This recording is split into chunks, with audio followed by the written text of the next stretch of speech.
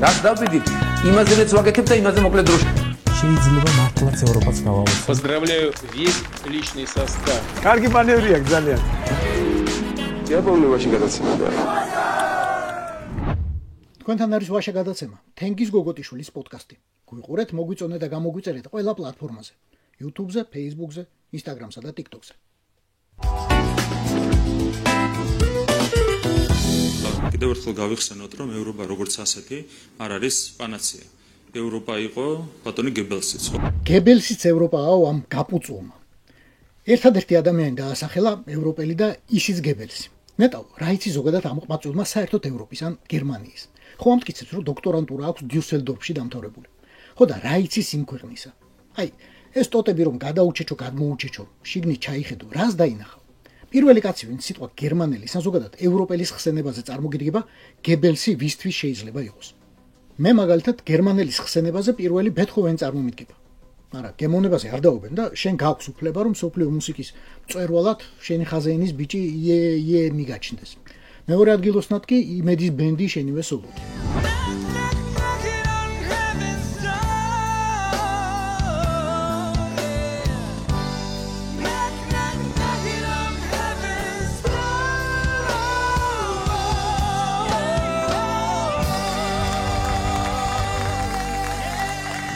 ზოგადად გაქვს უფლება ჩამორჩე განვითარებას, მათ შორის მუსიკის განვითარებას.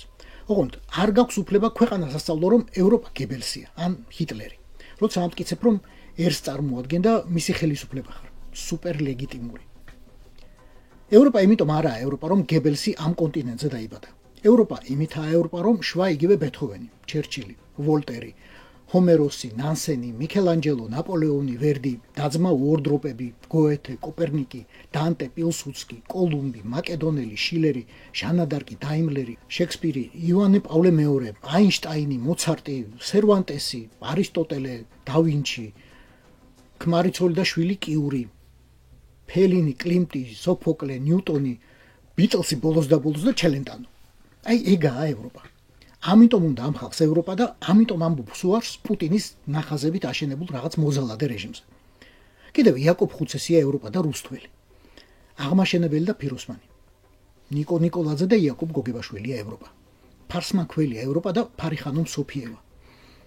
დავით სარაჯიშვილი და გრიგოლ ფერაძე. წარმოიდგინე. ვაჟა ფშაველა და ამბროსი ხელაია. გალაქტიონი და ივანე ჯავახიშვილი. და თამარ მეფე და ილია ბოლოს და ბოლოს. ესენი უნდა გაახსენდეს უცხოელს ნებისმიერს, როდესაც საქართველოს უხსენებენ. ამას უნდა შეადაროს თავი ნებისმიერმა ქართველმა, როდესაც ევროპასა და მომავალზე დაფიქრდება. თორემ რაღაცა გაპუწული ხელის ბიჭის ლოგიკით, საქართველო არის სტალინი, საქართველო ბერია, საქართველო ორჯონიკიძეა, ბუდუ მდივანი, გიგლა ბერბიჭაშვილი, კახაბერ ყორღანაშვილი ან შადიმან ბარათაშვილი. და განა ეს სიმართლეა? კი, ეთნიკურად ესენი ქართველები არიან, მაგრამ ჩემო ირაკლი, საქართველოსა და ქართველის ხსენებაზე პირველ რიგში ბატონი ბორის ივანაშვილი არ უნდა გაახსენდეს ყველას. დიდი ბანკირი და პოლიტიკური ფაკერი.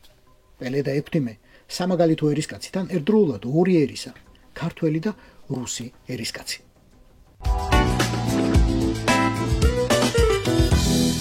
შტერები არიან, წამოცდენები აქვთ, ქვეცნობიერი ალაპარაკები და ეგეთები დაივიწყეთ. ეს ქართველი რუსები ყველაფერს კარგად გაწერილი რუსული პროპაგანდისტური სტრატეგიით აკეთებენ. კობახიძე თითქოს შემთხვევით ჩააგდებს ხოლმე მარცვალს, რომ ევროპა გებელსია მაგალითად. მისი მსახურები კი ამ მარცვალს აღიევენ, წყალს უსხამენ, ნიადაგს უპატიებენ. სპეციალურად მოუძებდნენ. ეს ჯეელი ვინ იყო? ქართულის პროჭორილურ დიალექტზე პარლამენტის კომიტეტის თავმჯდომარე ჰქვია. მოკლედ, დიდი კაცია ბატონი ბორისის კარზე. განა მარტო დიდი გონია თავი ამოცანაც დიდი აქვს. პარტიის სახედით ლაპარაკობს და ლაპარაკობს აი ასეთებს. საქართველოს მოსახლეობის მოთხოვნა ამა თუ იმ ელჩის გაძევებასთან დაკავშირებით კონტრპროდუქტიული იქნება მანამ სანამ ელჩების დანიშვნაზე deep state-ის მართული ევრობიუროკრატია იღებს გადაწყვეტილებას. ვერც იმას იტყვი, რომ ტკივნეული თემა ამას შეტენეს, რათა მერე ყველაფერი დაბალღობე შეაწმინდონ, ეგ არაა ჩვენი ხელისუფლების პოზიცია. ზუსტადაც რომ ეგაა. და ამას კაიხანი არ მალავენ. უბრალოდ, აქამდე არ უხსენებიათ საერთო სახალხო მოთხოვნა ელჩების გაძევების შესახებ. და ახლა ახსენეს ამ ჯეილის პირით.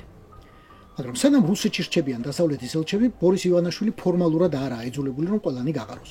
თანაც ნებისმიერი ელჩის გაგდება იქნება ბოლო წერტილი თვითონ ქოცის რიტორიკაში, რომ რაიმე ზოგადად ევროპული პერსპექტივისთვის ირწვის და რაიმეს წევრობას ელოდება.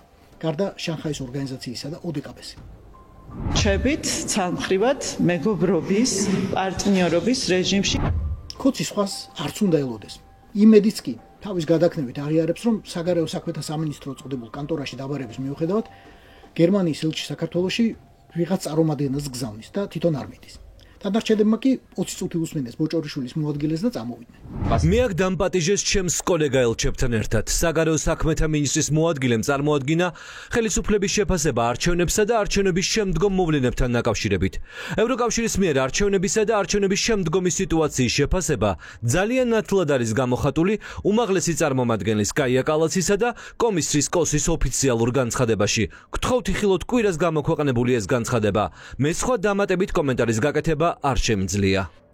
ევროკავშირის ელჩი ერთადერთი იყო, ვინც მოსმენილ ბოდვაზე კომენტარი იკადრა.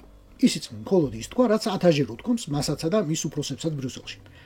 რაც ასე არ მოსწონს ქართულ ოცნებას, აი ისე რომ პირდაპირ აჟრიალებს. თუმცა კოდ ზოგადად მაგრად აჟრიალებს, ეგ ბრიუსელის გარეშეც ვიცით.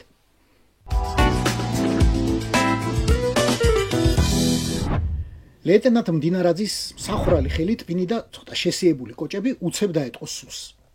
დიდი ავტორიტეტი ამ კანტორას არასდროს უსარგებლია, მაგრამ ახლა რომ იჭრის თავსა და ყელს თან ბლაგვიდანით ასეთი ლილუაშვილის დროს არ უქნია.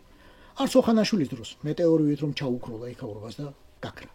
გქმ პატიმარ გიორგი ბაჩიაშვილთან წინასწარი შეთანხმებით მის საკანში შეიყვანა სპეციალურად შერჩეული 2 პატიმარი, რომლებსაც წინასწარი სცენარის მიხედვით გიორგი ბაჩიაშვილისთვის ფიზიკური ანგარიშწორების იმიტაცია უნდა მოეწყოთ.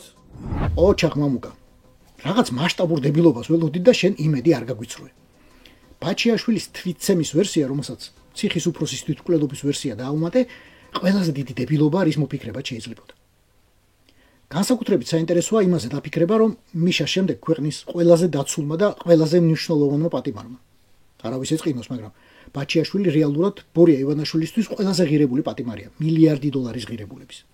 აი, ამ პატიმარმა ბაჩიაშვილმა სხვა ციხიდან ვიშიბალები გამოიწერა თან ორჯერ, რომ შეძლების დაგვარად მაგრად ეცემათ. გაატეხინა თავი, ისე რომ ნაკერები დასჭირდა, გონი ხელიც მოატეხინა, დაიმართა ტვინის შერყევა. შემდეგ წაშალა მთელი ციხის შიდა კამერების ჩანაწერები, რომელიც სხვათა შორის ციხიდან კი არა დეპარტამენტიდან იმართება, საბურთალოზეა დეპარტამენტი და იქვე ინახება. აი, ეგ არქივი ციხისაკენან წაშალა და ეს ყველაფერი იმისთვის, რომ გაეშავებინა ბატონი ბიძინას უმციკლო სახელი და საქმიანი რეპუტაცია. ახლა ველოდებით ბრიფინგს, როგორ შეიტყვა ბაჩიაშვილმა ციხის ყოფილი დირექტორი ავტოფარეხში. როგორ გაითამაშა მისი თვითმკვლელობა და ესეც ბატონი ბიძინას უმციკლოობას აღკიდა ტვირთად. რა თქმა უნდა, საკენიდან გამოუსვლელად. მერე არ თქვათ, რომ ამ ლეღვობებს სუს რუსები არ უწერენ. თან უწერენ, თან დასცინიან. ამ კონკრეტულ შემთხვევაში კი ჩემო მამუკა, შენ კლასიკა წაგაკითხეს, ისე რომ ვერც გაიგე. ქართულად წაგაკითხეს გოგოლის უკვდავი ნაწარმოები რევიზორი, რომელშიც პოლიციელი გაროსგავს უნტერ-ოფიცრის ცოლს და მერე პასუხისმგებლობა რომ აერიდოს უცხოათ ამტკიცებს, მაგან თავისი თავი თვითონ გაეროსგაო. 190 წელი გავიდა რევიზორის დაწერიდან და ქართული ოცნება ერთი ნაბიჯით ვერ განვითარდა, ერთი ნეირონით. ოღონდ რა არის გასაკვირი, როცა უფროსად თვით ხლესტაკოვი უზით.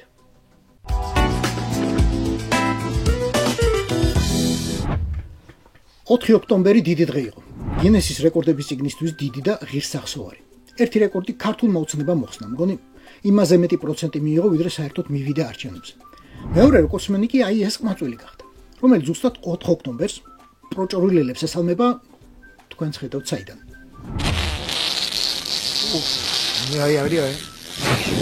Una persona, ¿no? Cae ronronea. თუ ვერ ხედავთ, ან საკუთარ თვალებს არ უჯერებთ, დაუჯერეთ ყურებს. Chico, tapa al mango, o sea, digo, en potencia. Esto no es joda, chico. მთელი შესრულება რომ მოგასმენინო, დაიღლებით. 40 წამია. 41 უნდა და მაგარი საბაბი ქონდა, ძალიან გაიჭითა, მაგრამ 40 წამზე მეტი ვერ გაკაჭა. არა უბრალოდ, ესეც რეკორდი ყოფილა გინესის წიგნში შესატანი. არ ვიცი რა ივარჯიშა, მწვრთნელი ვინ ყავს, რა ჭამამ, სტომაქ აფეთქებულმა. არ ვიცი რა ჭიები ყავს. არ ვიცი მარტოს ძინავს თუ არა, არ ვიცი საერთოდ მეგობარი ყავს თუ არა, მაგრამ კი გადაახურა მიკროფონი და გახრიტა ძლივ შეერთებული რაღაცა ოზონის შრე ჩვენს თავზე. და გამოუგზავნა შორეული რეკორდული სალამი იმ დღის მეორე რეკორდსმენებს, ქოცებს. ახლა ცოტა სული რომ მოითქვა და მეთანის მარაგების აღდგენა შეუდგა, იკითხა შემდეგი არჩევნები როდის აქვს ჩვენს ძმებს ქართულ ოცნებიდან. მაგ დღეს უნდა დავამთხვიო და სიმბოლური 41 წამიანი რეკორდი დავამყარო. ძალიან მონდომებული ყმაწვილი კია, თუ თქვა, გააკუებს კიდეც. ახლა ზიზდა გაზების დაგროვებასთან ერთად წერილს წერს დიდ ქართველ და პანამელ მეცენატს. იქნებ ერთი სპორტული დარბაზი აუშენონ და 2 ჰექტარი მისცენ ლობიოს დასათესად. სპორტული ინვენტარი ყოფილა იქ ქოცების მომავალი არჩევნებისთვის აბსოლუტურად აუცილებელი.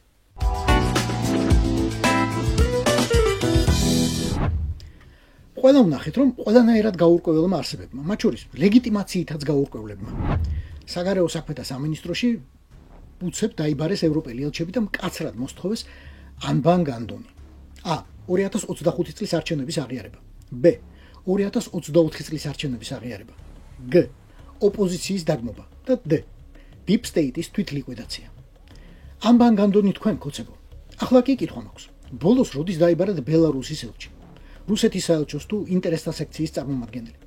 თუ საბაბი მოგაკლეს, არაფერს გიშავებენ და არსაით მტრობენ. იქნებ გამოგრჩათ, ან იქნებ არ მოგინდა ჩემჩნევა, რა კი ზუსტად წინა დღეს ლუკაშენკას მისალოცი წერილი მოუვიდა კობახიძეს, მაგარი არჩევნები ჩაგიტარებია ძმაო, ვინ მეგობრობდა დაბრო პაჟალოვაც ჩვენს დემოკრატთა კლუბშიო. მაშინ მეკეთვით, 8 ოქტომბერს ბელარუსის მთავრობამ რუსებთან შეთანხმებით, რა თქმა უნდა, დაიწყო საკურორტო კომპლექსის მშენებლობა კინდღში, ქართულ კინდღში, ოჩამჩირის რაიონში. ცერემონიას დაესწრო სეპარატისტთა ვიცე-პრეზიდენტად წოდებული კრიმინალი ბესლან ბიგვავა. ბესლან ბიგვავამ დიდი მადლობები უხადა პუტინსა და ლუკაშენკას. პროჭორვილელთა მეგობარი ბატია კინდღში იწყებს გრანდიოზულ მშენებლობას, რაზეც მოლაპარაკებას 4 წელია აწარმოებს. სოხუმში ჩასულის გვახსოვს, მინსკში ჩასული და უმაღლეს დონეზე მიღებული სეპარატისტების გვახსოვს და ბევრი სხვა რამ. ესენი ჩვენ გვახსოვს. ქოცარა, მაგას ხომ სტერილური მეხსიერება აქვს ზოგადად, რა კი რუსეთს ეხება საქმე. Посещая Абхазию в 2022 году 2022 წელს აფხაზეთში ვიზიტისას ჩვენმა პრეზიდენტმა ალექსანდრე გრიგორიძე ლუკაშენკომ აღნიშნა, რომ ჩვენი ურთიერთობის საძირკვლად უნდა იქცეს ეკონომიკური და სავაჭრო ურთიერთობები და რომ ძალიან სერიოზული კავშირი უნდა შევქმნათ. დარწმუნებულია, რომ ეს უნიკალური პროექტი გახდება სამი ხალხის, რუსეთის, ბელარუსისა და აფხაზეთის ნაყოფიერი თანამშრომლობის სიმბოლო. искренне убежден. ახლა მაინტერესებს, როდის დაიბარებთ ბელარუსის ელჩს? ან გაეროში როდის დააყენებთ საკითხს, რომ ბატია ქართული მიწის ანექსიას ეწევა, რომ არ ღვევს ოკუპაციის კანონს, რომ უნებართვოდ აშენებს რაღაცას ათასობით მცხოვრებისთვის. მართლა პასუხს ველოდები მაკა ბოჭორიშვილისა და სხვა არსებებისგან. აქამდე საფიქრალი ჯერ აფხაზეთის დაბრუნება, შემდეგ იქ უკვე ჩასახლებული რუსების აბარგება გქონდა. ახლა ბელარუსის მომავალი ახლას დაგვემატება პრობლემად. რა თქმა უნდა, ბოჭორიშვილს, პაპუაშვილსა და ივანაშვილს ამ პრობლემის მოგვარება არ მოუწევთ. ისინი ამ დროს საიმედო იზოლაციაში იქნებიან. ამის გაკეთება მოუწევს სხვა ხელისუფლებას, უკვე ეროვნულს. ან ისე უნდა ვიკითხო, ბოლოს როდის გააპროტესტა ქართულმა ოცნებამ, რომ აფხაზეთს რუსეთის სახელმწიფო დუმაში თავისი დეპუტატი ჰყავს. კაი, პირველად როდის გააპროტესტა? არჩევნები 4 წლის წინ შედგა და დრო ბევრი ჰქონდათ. ამ ამბავს აუცილებლად გაიგებდით. მე თუ გავიგე წესით არც თქვენ უნდა გაჭირებოდათ. ან კი გასაგები საერთოდ რა იყო? რუსეთის სამხრეთის რეგიონების, მათ შორის ხასუსვამ აფხაზეთის სახელით სახელმწიფო დუმაში ამხელა ოლიმპიური ჩემპიონი ქალისის სვეტლანა ჟურავა. მე წარმოვადგენ აფხაზეთს სახელმწიფო დუმაში. თქვენმე მომეცით ხმა. ძალიან დიდი მადლობა ამისთვის. არ ვივიწყებ ჩემს საყვარელ რესპუბლიკას. სვეტლანა ჟურავამ სოხუმში პუტინის საგანგებო მადლობა ჩამოიტანა უკრაინაში აბსოლუტური საზარბაზნე ხორცის გაგზავნისთვის. ასე უნდა გააგრძელოთ. ჩვენ ხომ მოგიპოვეთ დამოუკიდებლობა ქართველებისგან, ხო და ახლა თქვენ უნდა დაიხოცოთ ჩვენთვისო. დიდი მადლობა მინდა გითხრათ, რომ აფხაზი ბიჭები იბრძვიან სპეციალურ სამხედრო ოპერაციაში. მებრძოლი ბიჭები არიან. თავიანთი მაგალითისა და გმირობით აჩვენებენ, რამდენად უდგას აფხაზი ხალხი რუს ხალხს გვერდით რთულ მომენტში, როგორც რუსეთი აფხაზეთს. პუტინს ხომ იცით, ოლიმპიური ჩემპიონებისადმი განსაკუთრებული ლტოლო აქვს, როგორც ბატონ ბორის ხოთაშორის. აი, ეკაჩება პარლამენტად წოდებულ რაზმეულში. ოღონდ რატომღაც პუტინის ჩემპიონები სიტყვაზე აბამენ, წიანდადებას. ეს კაციც კი, ვისგანაც სრულფასოვანი წიანდადების წარმოთქმა სრულიად მოულოდნელია, აგერ დაწერილი ტექსტის გარეშე საუბრობს აფხაზი მეგობრების ყრილობაზე გამოსვლისას. საუბრობს თავისი პარტიის იძინაე რასიას სახელით. არ შემიძლია მადლობა არ გითხრათ დახმარებისთვის, რომელიც რუსეთს აღმოუჩინეთ სპეცოპერაციის დროს. თქვენი ბიჭები ერთგულების მაგალითს აჩვენებენ. თავარ სათქმელსა და კითხვას უბრუნდები. ჟუროვასა და კარელინს და ბევრ სხვას. როდის უპასუხებს საქართველოს სახელმწიფო? ის რაც ამ სახელმწიფოსგან არის დარჩენილი მხოლოდ ფუტურო ფორმა. როდის გამოაცხადებს მათ პერსონა ნონ გრატად? როდის შეიტანს შავ სიაში? როდის გამოაცხადებს მათზე ძებნას? ეს არც პირველი იქნება ამათვის და არც უკანასკნელი, ისედაც უკვე არიან ყველა სასანქციო სიაში. ბორის ივანაშვილისა და მაკა ბოჭორიშვილის გვერდით სხვათა შორის. მე მაინც იმედიანი კაცი ვარ და იმედი მაქვს, რომ ქართული ოცნება მკაცრად მოსთხოვს პასუხს ქვეყნის სუვერენიტეტის დამრღვევ რუს ოფიციალურ პირებს.